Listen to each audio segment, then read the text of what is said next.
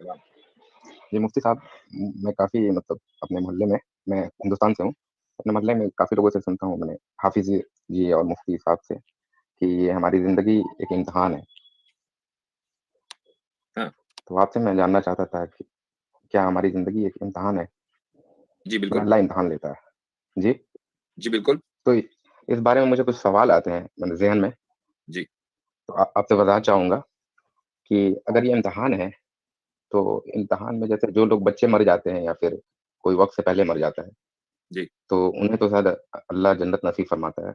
जी। तो फिर हमारे साथ इंसाफ़ तो नहीं होता? क्यों नहीं होता? क्योंकि उनको तो एग्ज़ाम में छूट मिल जाती है, एग्ज़म्पशन मिल जा रही है। वो ठीक। बिना एग्ज़ाम दिए पास हो जा रहे हैं। तो आप ये चाह रहे हैं कि सारे बच सब लोग पैदा हों और बचपन में मर जाएँ? नहीं, नहीं तो इंसाफ़ की बात यहीं रोक दें यार ये यहीं मैं ये मतलब ये इतनी ये हाँ, इतनी नैरो यानी क्या माइंडसेट से आपने उन्होंने सवाल को सुना बेतुकी है। बात की है, सीधा-सीधा हाँ, कहूँगा मैं। अच्छा, मुफ्ती ये साहब के लिए बिफ़ोर हाँ, पहले अगर उससे पहले हम कुछ कहें, मुफ्ती साहब की एज़ इंसान मैं काफ़ी इज़्ज़त करता हूँ, पर उनकी दलीलों की इज़्ज़त नहीं करता। बिल्कुल, माज़रत हम चाहूँगा मुफ्ती दलीलों साहब की अगर बिल्कुल कभी इज़्ज़त नहीं सुने करते। कभी हाँ, कभी आप हम सुने मेरी ये स्ट्रीम को तो आपको मैं बहुत चाहता हूँ एज़ अ इंसान, आप अच्छे इंसान हैं। पर आपकी दलीलें वाक़ई कई बार ऐसा बाल नोचने को मेरा जी करता है, वाक़ई कहूँगा। तो ये उस लेवल की दलील सही है बात। कि भई क्या बच्चे मर जाएँ? ठीक है, उन्होंने दूसरा ऑप्शन नहीं सोचा राइट अब तक। ठीक है, बिल्कुल, चलो और भी और बहुत ऑप्शंस हो सारे बोले। सकते हैं। बहुत बिल्कुल और सारे इसने ऑप्शंस दिए हैं। बाद में। मतलब सच चलो हाँ, और वही कोई नहीं सिंपल ऑप्शन ये हो सकता था कि अच्छा कोई बच्चा ना मरे और ये बाद में देंगे भी ये जो कॉलर है मेरा ख़्याल है इनका नाम क्या है राशिद जमाल। तो ये देंगे ये कि रशीद भई जमाल अच्छा राइट। कोई बच्चा ना मरे, बचपन में ना मरे बच्चे। तो ये बिल्कुल सही रहेगा क्योंकि जो भी बच्चा पैदा होगा उसका भी टेस्ट होगा। यानी जो भी इंसान पैदा होगा क्योंकि अल्लाह ने खुद कुरान में जब ये कहा है कि हमने ये दुनिया इसलिए बनाई है कि ये इसमें इंसानों को आज़माया जाए कि कौन अच्छे अमाल करता है। तो जब ये दुनिया बनाई ही आज़माइश के लिए गई है, तो उसमें ऐसे लोगों को भेजने की क्या ज़रूरत है कि जिनका टेस्ट नहीं हो रहा, ठीक है? तो एग्ज़ैक्टली ये वही। हाँ, सबसे और सबसे बिल्कुल, फंडामेंटल जो सवाल वो यही है कि ना ही भेजा जाए क्योंकि भई इख्तियार तो आप ही का है ना, आप ही भेज रहे हैं ना, आप ही के इख्तियार में है कि कौन आएगा, कौन नहीं आएगा। एक सिंगल सोल भी आपकी इजाज़त के एक पत्ता भी, एक ज़र्रा भी नहीं हिल सकता अपनी जगह से, आपकी इजाज़त के बगैर। तो फिर ऐसे लोगों के आने की ज़रूरत क्या है जिनका टेस्ट ही नहीं होना कहीं पे? बिल्कुल, बिल्कुल। तो मेरा ख़्याल है यहीं पर क्यों हम जा रहे थे मुफ्ती साहब को रोक के कि उन्होंने जो एक बिल्कुल एक अपनी सिंगल ऑप्शन देने की कोशिश की है कि दूसरी जो पॉसिबिलिटी थी वो सिर्फ़ ये थी कि सारे के सारे पैदा होते ही मर जाएँ। भई या तो पैदा ही ना हो या अगर पैदा हुए हैं, तो फिर उन वो बड़े हों और टेस्ट से गुज़रें। जिस टेस्ट के लिए इस दुनिया को बनाया गया और जिस टेस्ट के लिए इंसान को बनाया गया। तो ये मेरा ख़्याल है एक सिंपल सी बात थी जो कि मुफ्ती साहब ने बहुत ही एक पॉसिबल सिनेरियो मिस कर दिया। बिल्कुल, बिल्कुल। चलो आगे बढ़ते हैं फिर। है ना, अल्लाह इंसाफ़ करता है, हुँ। तो फिर किसी को वो छूट दे रहा है, तो ये एग्ज़ाम का तो तसव्वुर गलत हो गया फिर। देखें, 2 चीज़ें हैं। इंसान आप ये कह रहे हैं कि उसके मुकाबले में मेरे साथ इंसाफ नहीं हुआ। वो बच्चा तो मर गया बचपन में, वो गया जन्नत में। अब मेरे जी, साथ इंसाफ नहीं हुआ। तो आपके साथ इंसाफ होने की सिर्फ़ एक ही पॉसिबिलिटी है कि आप भी बचपन में मर जाएँ, राइट? या फिर इसके या फिर सभी कोई नहीं मरे बचपन में। नहीं, इम्तिहान का मतलब तो सबको इक्वल राइट? अपॉर्च्युनिटी मिलनी चाहिए ना। वो ठीक है, 1 मिनट। यहाँ रेस नहीं हो रही है। यानी आप हुँ, किसी दूसरे के खिलाफ एग्ज़ाम में नहीं बैठे हैं। आप अपने आप को प्रूव करने के लिए एग्ज़ाम में बैठे हैं। हम जब नहीं किसी अच्छा आप लेट आप लेट लेट मी मुफ्ती साहब एक बात सुनें। नहीं, जी, आप जी, आप जी। मेरी बात सुनिएगा, मैं अपनी बात मुकम्मल कर लूँ, जी, कि जी, जी। आप जो इक्वेट कर रहे हैं ना, वो ये कि हम एक क्लासरूम के अंदर मसलन एग्ज़ाम में बैठे हैं, तो इक्वल जी, अपॉर्च्युनिटी होनी चाहिए ताकि मैं फर्स्ट आऊँ, ठीक है?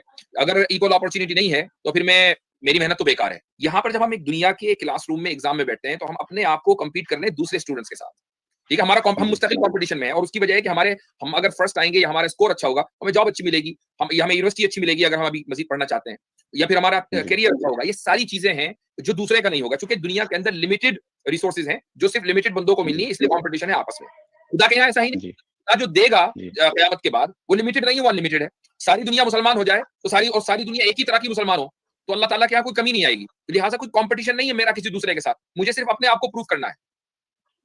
हाँ, लेकिन इम्तिहान का कॉन्सेप्ट से ये होता है मुफ्ती दुनिया साहब के कि कौन से सवाल अगर अगर टीचर सुनिए, या अगर तो अगर टीचर होल्ड ऑन, ये सवाल ही गलत हो गया कि फला को जो है वो ज़्यादा अपॉर्च्युनिटी मिली और मुझे नहीं मिली। ये सवाल गलत हो गया। जी। मैं हज़रत यहाँ ऐड करना चाहता हूँ जो पॉइंट उन्होंने रखा है ना। जी, जी। यहीं राशिद भाई एक मुझे मिनट इजाज़त मेरा है? ख्याल रुक जा। जी, जी। यही सबसे जो इन्होंने लॉजिक दी है अपनी कि हमारा इम्तिहान तो ये जो ले रहे हैं, यानी मुफ्ती साहब ने इसमें फ्लॉ ये निकाला है सवाल में कि भाई हमारा मुकाबला दूसरों से नहीं है, हमारा मुकाबला सिर्फ अपने आप से है, हमने अपने आप को प्रूव करना है अल्लाह के सामने। ये एक बिल्कुल ही लॉजिकल बात है। मुफ्ती साहब ने या तो इस बारे में कभी गौर ही नहीं किया है, या वो अगर गौर किया है तो फिर तो और अजीब-सी बात है कि उन पर इनके अपने जवाब का या अपनी मंतक का जो फ्लॉज़ हैं, जो इसमें नुक्स हैं, वो उनको उनको वाज़ेह नहीं हुए कि यार कितने प्रॉब्लम्स हैं इसमें।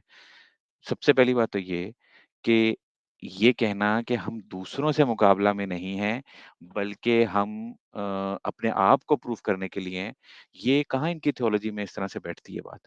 कि भई हमारा जब अल्लाह कहता है कि दुनिया में इनके बकौल जो इंसान का बड़ा-छोटा होना है, इंसान वही बेहतर है जो तकवा में ज़्यादा बेहतर है। ठीक है? इसका मतलब ये जब हम ये कहते हैं कि इंसान बेहतर है किसी से, जब आप ये कह रहे हैं कि तकवा वो स्टैंडर्ड है जिसकी बेसिस पर आप डिसाइड करेंगे कि कोई इंसान बेहतर है या कमतर है। इसका मतलब है कि आप किसी इंसान को बेहतर या कमतर कहते हैं, और जब आप कहते हैं कि कोई इंसान किसी से बेहतर या कमतर है, तो फिर ये बात करना कि जी हमारा मुकाबला किसी दूसरे इंसान से नहीं है, ये खुद आपकी थियोलॉजी के साथ अलाइन्ड ही नहीं है, ये बात आप गलत कह रहे हैं। ये क्लियरली ये बात वाज़ह है कि आप इंसानों में तबकाबाज़ी करते हैं, यानी इंसानों में तकवा की बुनियाद पे आप उसकी ग्रेडिंग करते हैं। भई हुज़ूर जो हैं वो आपके बकौल बेहतरीन इंसान कैसे क्यों हैं? आपने तो कहा कि कोई मुकाबला ही नहीं है। अगर हर कोई अपना-अपना इम्तिहान दे रहा है, हर किसी का कोई आपस में मुकाबला नहीं है, तो फिर ये हुज़ूर के जो आप कहते हैं कि वो बेहतरीन इंसान थे, सबसे अफ़ज़ल इंसान थे, वो सबसे आला तरीन दर्जा दर्जा जो है वो मकाम जन्नत में वो डिज़र्व करते हैं। ये बात फिर बेमानी बिल्कुल मीनिंगलेस हो जाएगी, क्योंकि खुद आपने कहा कि नहीं वो तो अपना टेस्ट एक दे रहे हैं जिसका कोई मेरे टेस्ट से कोई मुताबिकत ही कोई नहीं है, मेरा रिलेशन ही टेस्ट नहीं है। बिल्कुल डिफरेंट हो सकता है, कोई रिलेशन ही नहीं है मेरे मेरे टेस्ट के साथ। राइट, तो ये राइट, आपकी राइट। अपनी थ्योलॉजी में ये बातें बिल्कुल फिट नहीं बैठती कि जो है हाँ, ना वो हमारा इम्तिहान अलग है, बिल्कुल हर किसी से हमारा मुकाबला नहीं चल रहा है किसी दूसरे इंसान से।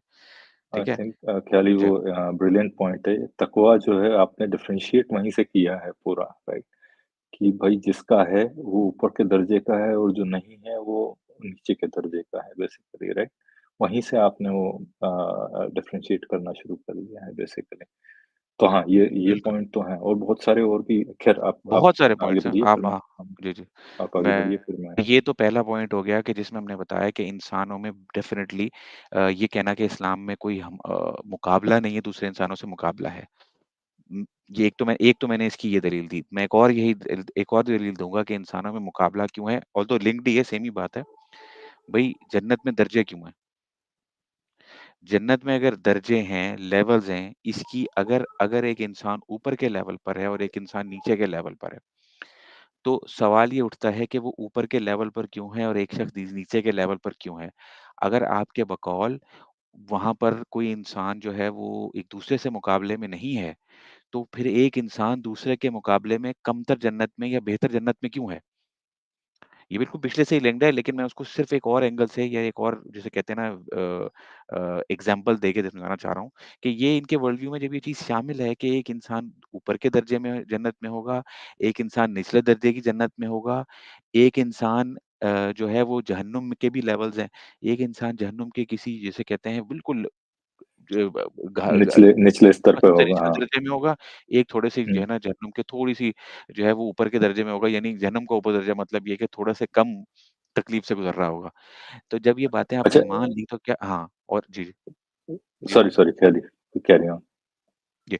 मैं कह रहा हूँ कि ख़ास तौर पे जहन्नुम के मामले में जब आप ये मामला देखेंगे, जन्नत को तो बेसिकली ये लोग इस तरह से डिसमिस करने की कोशिश करते हैं कि नहीं वो तो अल्लाह का फ़ज़ल है, अल्लाह जितना मर्ज़ी देना चाहे किसी को दे दे। ठीक है? बात ये है जब जहन्नुम में आप चलो हालाँकि इसमें भी मसाइल हैं, चलें उसको हम बाद में मैं डिस्कस करता हूँ। लेकिन जब आप जहन्नुम में लेवल्स को मानते हैं कि जहन्नुम में भी लेवल्स हैं, इसका मतलब ये है कि अगर एक इंसान ज़्यादा तकलीफ़ से गुज़र रहा है, तो डेफ़िनेटली आप ये मान रहे हैं कि उसने किसी दूसरे इंसान के मुकाबले में या तो ज़्यादा बुराइयाँ की हैं या कम या तो बड़े गुनाह किए हैं। और जब ये आप मान रहे हो, तो अगेन आप ये मान रहे हो कि इंसानों में दर्जे मौजूद हैं, एक इंसान का दूसरे से इंसान से मुकाबला बिल्कुल है, ठीक है? तो ये अगेन कहना कि जी इंसान का दूसरे इंसान से मुकाबला नहीं है, ये आपकी थियोलॉजी में फिट नहीं बैठता, आपकी थियोलॉजी ये नहीं कहती, ये नहीं मानती आपकी मंतक को।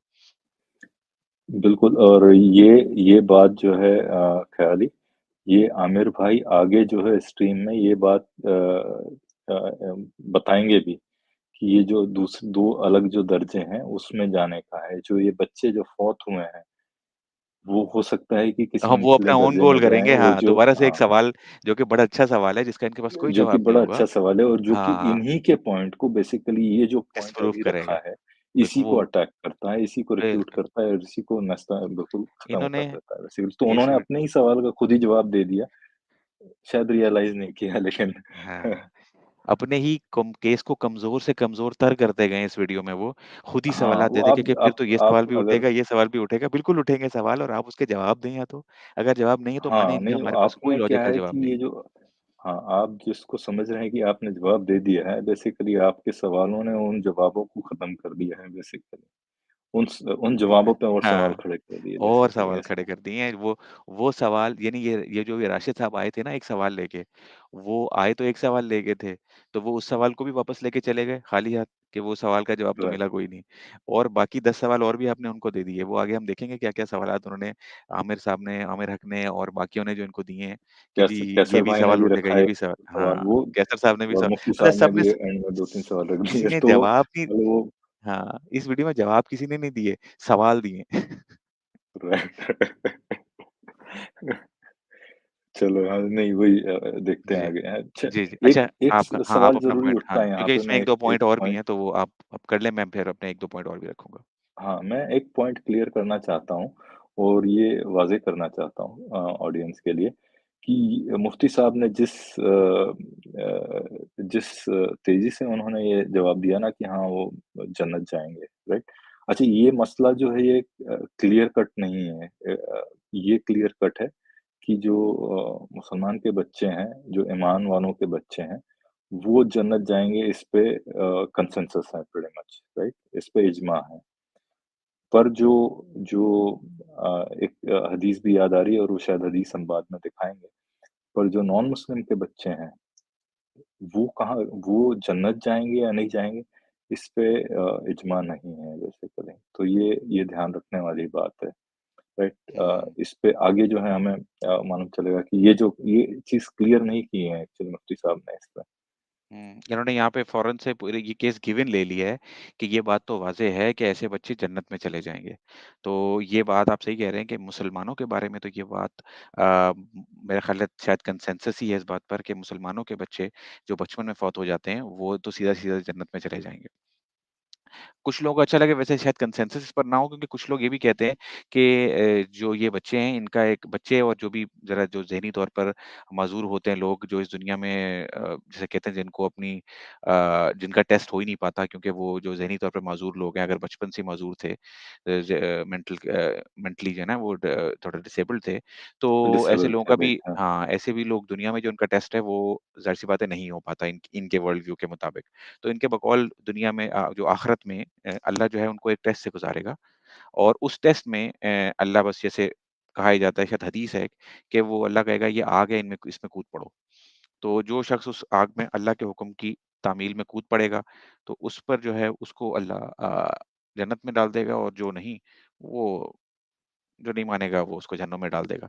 तो ये बात है ये भी एक वर्ल्ड व्यू है। लेकिन जहाँ तक नॉन मुस्लिम्स के बच्चों की बात है इसमें कंसेंसस मौजूद नहीं है कि क्या वो जन्नत में जाएँगे या वो जहन्नुम में जाएँगे। क्योंकि कुछ ऐसी हदीसें मौजूद हैं कि जिनसे ये लगता है कि जैसे जो नॉन मुस्लिम्स के बच्चे हैं, वो जहन्नम में जाएँगे।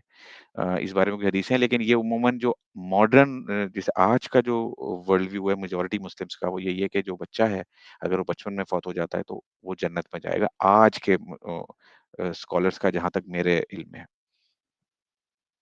बिल्कुल, बिल्कुल। एक एक सवाल ख़्याली मेरे ज़हन में उठता ज़रूर है इस पे, और वो शायद उसके उसके बारे में कहीं किसी मुफ़्ती ने या मुफ़्तियानों ने कुछ वज़ाहत की होगी उसकी। वो सवाल ये है कि बलूगत की ऐज क्या रखी गई है? हर किसी की जो प्यूबर्टी है वो तो अलग-अलग आती है, कइयों कइयों में प्यूबर्टी हुँ। 6 में आ जाती है। तो ऐसी कोई सेट एज है कि इसके बाद जो हुँ। बच्चे 9 साला या 11 साला सब सबकी अलग-अलग बलूगत जो है वो तो मेरे ख्याल से प्यूबिक हेयर से रिलेटेड है प्रीटी मच राइट? पर इसका कोई कहीं कुछ लिखा है कि क्या ऐसी वो है जिससे कहें कि हाँ, इसके पहले के बच्चे वो कस्प लाइन क्या है जिसमें ये वाज़ेह हो जाए कि ये बच्चा जो है ये वाक़ई या फिर इसका नॉलेज जो है वो सिर्फ़ अल्लाह को है और किसी को नहीं, वैसे मेरे ख़्याल में इसका नॉलेज उस जिसे कहते हैं ना ट्रू हकीकी तौर पे सिर्फ़ अल्लाह के पास ही होगा, इनके वर्ल्ड व्यू के मुताबिक। मेरा भी यही ख़्याल इनके था। वर्ल्ड व्यू के हिसाब जब से तक राइट। हाँ, जब तक इन अंडरस्टैंडिंग क्योंकि ये इसकी कोई स्पेसिफ़िक ऐज नहीं है, कि जी ये इस दिन जो है बच्चा बालिग हो जाता है 18 साल के बाद, ऐसा नहीं है कुछ भी। या इनकी कोई ऐज होगी 12-13 साल में बच्चा बालिग हो जाता है। अब कोई ऐसी स्पेसिफ़िक ऐज जहाँ तक मेरे इल्म में है ऐसी कहीं पर भी नहीं गिवन जो ज़ेर-ए-नाफ़ बाल जैसे हम कहते हैं प्यूबिक हेयर्स जो हैं वो एक इंडिकेशन ज़रूर समझी जाती है। और भी कुछ इंडिकेशंस दी जाती हैं कि जी अगर ये इंडिकेशन है तो आप समझ जाएँ कि आप जैसे नमाज़ के लिए कहा जाता है कि आपको जैसे कोई है ना इंडिकेशन अगर जैसी मिल गई तो उस वक़्त से लेके आपने इंश्योर करना है कि नमाज़ें आपकी पूरी हो जाएँ। तो अगेन जो ये भी सही आपका है। अंदाज़ा ही होगा, लेकिन लाज़मी ये नहीं है कि तब से आप हो गए हों या मेंटली तौर पर आप बालिग हो गए थे कि नहीं हो गए। लेकिन मेरे ख़्याल में ये इस पे वो कुछ कह सकते हैं कि जी नहीं ये अल्लाह को पता है। तो इसमें मेरे पास कोई इसमें काबिल एतराज़ बात तो नहीं है अगर आपका कोई इस पर हाँ, या ये नहीं, सिर्फ़ मैं एक सिर्फ़ सवाल है? हाँ। एक जानना चाहता था कि क्या है वो ऐज रफ़ली कि हाँ भाई ये इस तरह की ये बच्चे हैं और ये अब ये बलूग़त शुरू क्योंकि हर किसी की ऐज जो है वो डिफ़रेंट हो सकती है इस मामले में। हालाँकि ये कोई ऐतराज़ नहीं है पर कोई कह सकता है कि कोई भाई 2 साला बच्चा भी है, 3 साला आज के दौर में आप कई जो सॉरी कई प्रोडिजीज़ जो हैं वो 3 साल की एज में जो है वो ऐसे एक्ट करते हैं जैसे कि वो 10-12 साल के बच्चे हैं, ठीक है? तो उनका जो मेंटल जो लेवल है, वो कई दर्जे ऊपर रहता है नॉर्मल 10, 11, 12 साल बच्चे से भी, राइट? हुँ, तो बिल्कुल। उस बच्चे के बारे में क्या है? उस बच्चे का फ़र्ज़ कीजिए कि उसकी फौत हो गई, राइट?